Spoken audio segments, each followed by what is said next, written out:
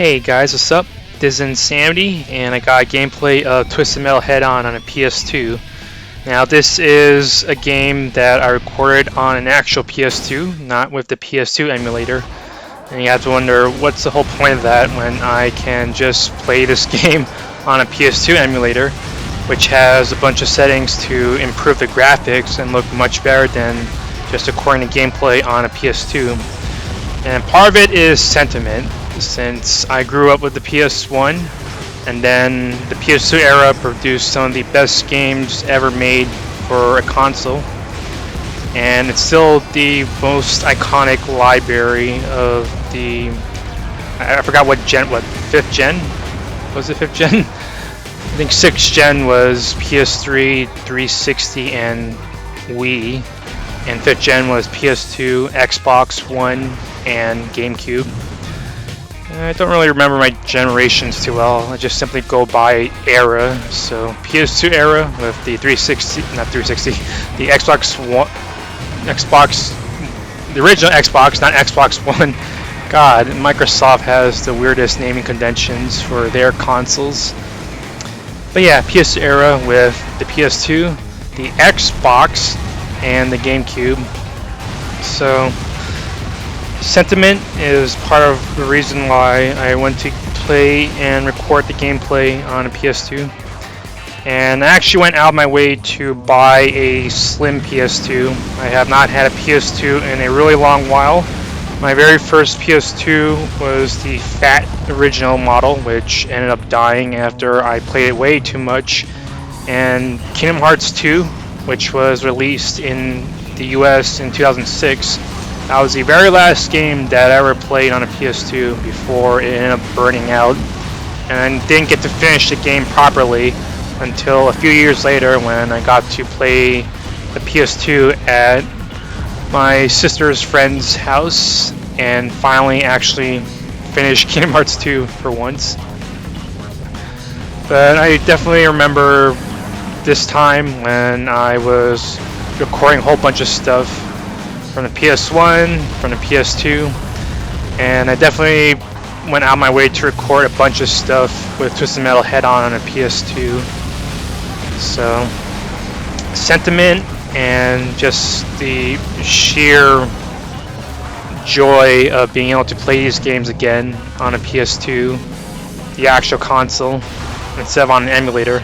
Even though the emulator can easily let you play any game, any PS2 game for free, and with the best graphical settings possible. So I went out of my way to get a PS2 again. I got the slim PS2. I had a PS2 library that I still have not played most of the games on there. I played Ratchet and Clank, I played Final Fantasy, I played the first Jak and Daxter, and of course the Twisted Metals. I also played Tekken and Dynasty Warriors, and probably could have continued playing some other big stuff. I even went out of my way to buy a game that I could have just simply played on my 3DS, which was Tales of the Abyss. Tales of the Abyss was originally released on PS2, and it would get a 3DS port, and I could easily play the Tales of the Abyss 3DS port, but I just felt that I had to justify my PS2 purchase. So on top of having a whole library of stuff that I have not played, I went to buy a completely new game, and I don't think it's going to function as anything more than a collector's item. So yeah, that's the it's just sheer novelty, sentiment, and joy of being able to play PS2 games on an actual PS2 console again. Even though I have a computer that can run a PS2 emulator and play all these games for free and at better graphical settings than playing the games on an actual PS2 console. I originally thought that I would have been okay with just having the Elgato to record PS2 stuff, but I was still a little bit peeved at seeing the AV composite cable quality, and I decided to go out of my way to buy a PS2 HDMI adapter, which does not improve video signal, as the box will kindly tell you. The only thing it really does is just simply let you hook up a PS2 to an HDMI TV. And if you have another console, then you can also probably hook that up with any sort of HDMI adapter to an HD TV. You're just not going to get HDMI quality. But regardless, I still got the HDMI adapter, and the quality is certainly better than composite, even though technically I'm probably still looking at composite quality footage. So it's a bit of a bummer. Twisted Metal Head-On a PS2 runs at 60 frames per second, but I can only record at half of that because the game is interlaced, and interlacing means that the frames are cut by half. So I can't record any 60 FPS gameplay on a console. I can only do this on the PS2 emulator, which allows for HD resolution upscaling as well as making sure that you don't have interlaced footage. You'll need to have progressive footage in order to be able to have the 60 frames per second. So it's definitely a mixed bag to record on an actual console when I have the emulator and can play at much better graphical settings. I used to be a firm believer of gameplay is what matters the most. Graphics doesn't matter as much. If the gameplay is fun, then you can put up with poor graphics or lesser quality graphics, but my eyes are still a bit sore just from seeing the interlaced footage in this video. I don't think any of these Sony Vegas settings are able to fix that. It's going to be interlaced footage the entire time, and no amount of setting changes will make it progressive. So I'm going to be stuck with interlaced footage and 30 FPS at most, or rather at best. So, yep, and this is a gameplay, of course, with Darktooth. I have generally ran through I ran through tournament mode with Darktooth just for sake of trying to complete it as fast as possible. I did note that I tend to finish tournament mode with Darktooth in about 20 minutes, and that's with cutting out all the transitions and amount of time spent waiting for loading. So I thought that was pretty interesting. I wasn't really trying to speed run the whole tournament, but I consistently always finish in about 20 minutes with Darktooth in tournament mode. If that's the best I can get, then I don't know if I can improve on that. The only way I can actually improve on that is to cheat, because there is a killer weapons code to allow for everything to one-hit kill, and that's the absolute fastest way to finish tournament mode, but not really my whole concern right now. I just wanted to test the novelty of recording footage from a PS2 console, and this tournament was the result. So, yep. I do miss the World Tour setting of Twisted Metal. I mean, technically only 2 games have used the World Tour setting.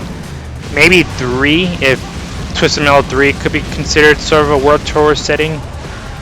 But the World Tour setting has always produced the most fun levels of the Twisted Metal franchise. And Twisted Metal Head-On, even though it's not one of the best Twisted Metal games, I do like that the World Tour setting makes it more fun than it otherwise would have been. Because the game itself is pretty simple, it's pretty easy. It doesn't have the same level of depth as Twisted Metal 2 or Twisted Metal Black, which is fine in a sense because the game was made for a PSP and you have fewer buttons, so you kind of have to compromise and simplify a bunch of things. But this game is pretty simple, and I do miss some things from the previous games. Like, for one thing, weapons have a cooldown in that you can't immediately fire another weapon if one weapon is active already. So something like Darktooth Special, which grabs the enemy and slams them multiple times, you can't switch to another weapon and fire weapons during it. In Twisted Metal 2, you could do that, and that really helped add a lot more punch to some characters.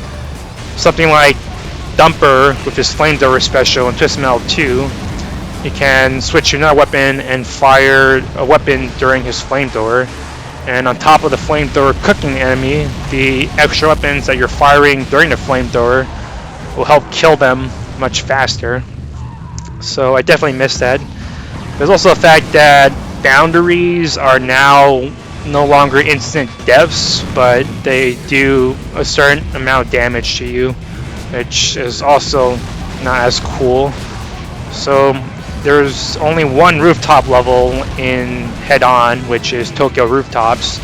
Rooftop levels have traditionally been the kind of levels where you prioritize throwing out enemies out of the level, bring out style to kill them easily, and therefore conserve your weaponry. And if you have characters that can carry and drag enemies around, like Slam or even Twister, then they would be great ways of having fun on rooftop levels.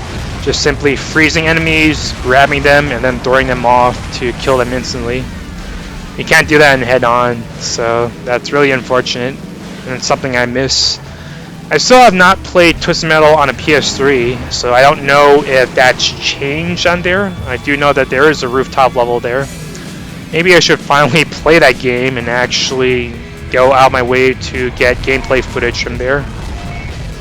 But Twisted Metal Head-On is the only game where rooftops are not hazardous and you only take damage.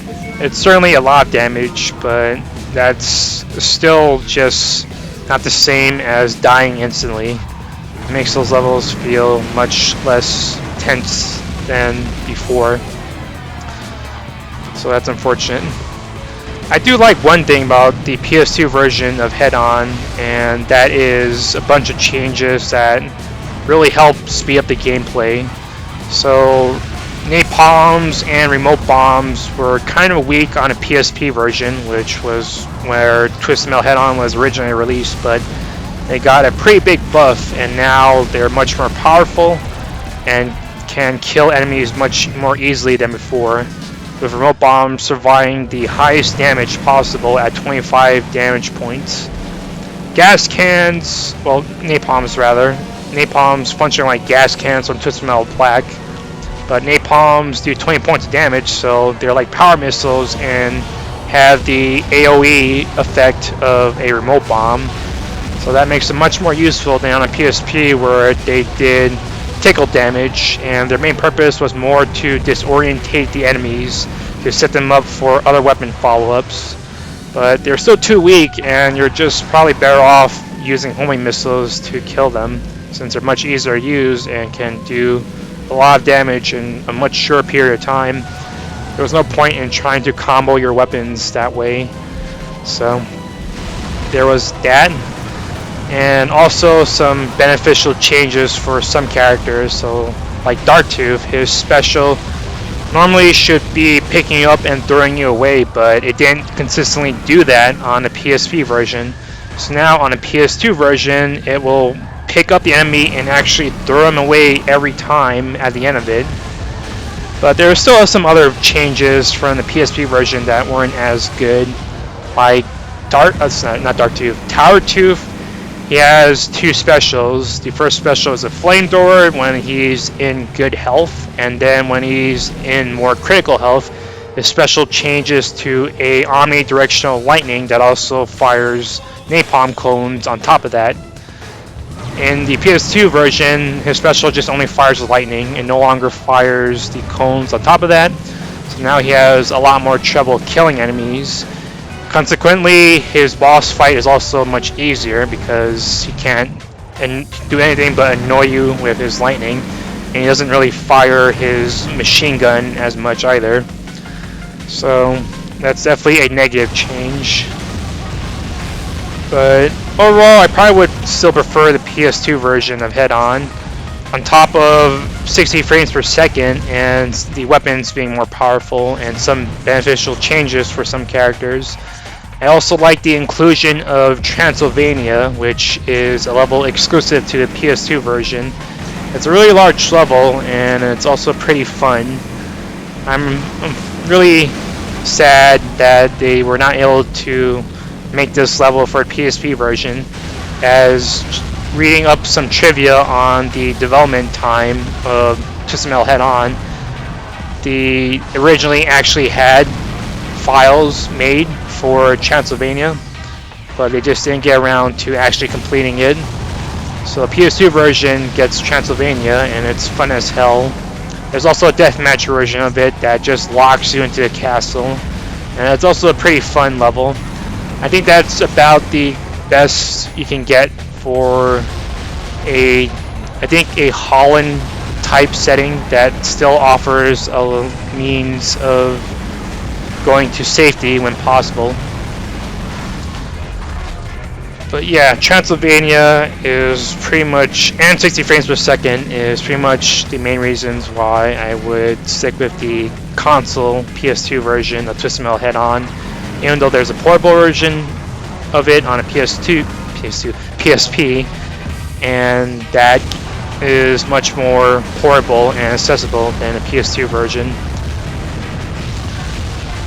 But if not for that, then there's also the Twisted Metal Lost add-on, which gives you additional content for the PS2 version on top of Head-On. So, of course, that makes the PS2 version superior to the PS3 version original.